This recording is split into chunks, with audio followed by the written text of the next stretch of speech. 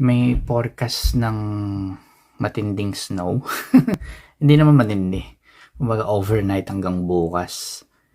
So, tingnan natin yung forecast. So, ito ngayon. Ngayon ay 10:51 PM. So, babagsak siya ng 11 PM mamaya. Konting minuto na lang. Tingnan nyo siya. Hanggang bukas yan. Tuloy-tuloy. So, yun. Huminto siya ng 3 PM. And then, cloudy na hanggang gabi. Pero, the following day, Monday, meron na naman siya. Ito. So, tingnan natin ang paligid bukas.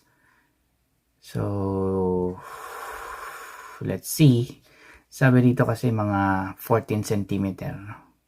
But minsan nababago yan, mas malalim or mas konti.